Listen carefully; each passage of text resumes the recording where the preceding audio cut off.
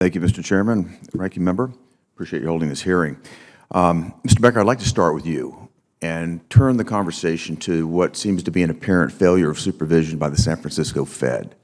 I'd like to break my questions with you up before the receivership took place and then what happened in the days that followed that. First, just to dimension your relationship, how frequently did you meet with the San Francisco Fed supervisors? I met personally with the San Francisco Fed, members of the San Francisco Fed supervision team, roughly monthly, and in some months it was even more frequent than that. How large was the team that they had dedicated to SVB? I would estimate the team was around 15, I believe, is what was quoted by the Federal Reserve. Were they working on site and in person, or were they working remotely? My meetings that I had were mostly remote.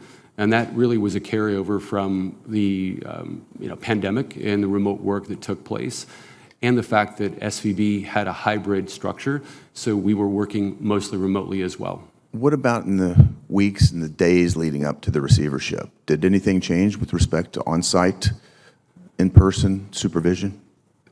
Senator, I guess one point to make is that happened so fast. So really, the bank run started to occur on Thursday, and then that was the day. Let me turn another question. What kind of communications that you had from the San Francisco Fed? I'm really interested in the balance between communications regarding interest rate risk, maturity risk, versus other risks like climate risk. You share with me the balance of those communications? Senator, the vast majority, 95, 98%, maybe even 99% of the discussions we had were what I would say would be traditional fundamental risk. It is governance, controls, liquidity, capital. That would include climate risks. Senator, I don't recall with the supervisory team that we had directly where we spent time. I don't recall spending any time. I know you were on the board of the San Francisco Fed. I just found it interesting that they're writing about climate risk, and they don't have any expertise doing that. Let's turn to what happened after the receivership took place. I actually was in California, and I visited your headquarters that weekend. I expected to see a parking lot full of cars, people working around the clock, doing everything they could to try to help the FDIC manage this auction process to deliver the best possible result for taxpayers given where we were at that point in time that weekend. There were no cars in the parking lot. And that prompts a question from your testimony. You said that you made, quote, every effort to, quote, minimize or eliminate any losses that might result from the FDIC's takeover of SVB, including, quote, seeking to engage potential acquirers before you were let go Sunday, the 12th of March. Just to give me a simple answer, yes or no, were you substantively involved in helping the FDIC navigate the sale process? Senator, the FDIC took over SVB on that Friday, March 10th.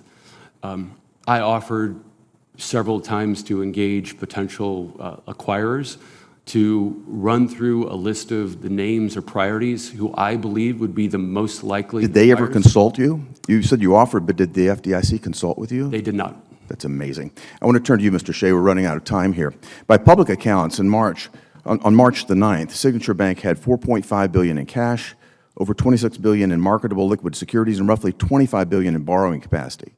If you combine that with the federal liquidity programs that were put in place over the weekend of March 11th and 12th, it appears that Signature was neither insolvent nor illiquid. At the very least, it seemed that it would have had the tools at its disposal to navigate all of this. So my question for you, and you've noted this in your testimony, it's your view that Signature was not only well-capitalized and solvent, but also had a well-defined and solid plan to continue in operation and withstand additional withdrawals. If that was the case, why do you think Signature was placed into receivership? I did believe that we had a plan to continue to be able to open on Monday morning and in the future indefinitely. We were at all times solvent and well capitalized, even with the sale of our available for sale securities, we still would have remained well capitalized. So could it be what some have said, even some of your board members have said, could it be because of your exposure to the crypto industry and to digital assets? Could that be the rationale? Could that be the reason that you were shut down? I don't know what the reasons, I can't speak for the regulators and their decision-making process. I just think it's quite interesting that to this day, the FDIC sold off all the assets with the exception of the digital asset portfolio. Is that still the case? I don't know the answer. I have no involvement. What about with Signat, the system that you built? Is that still?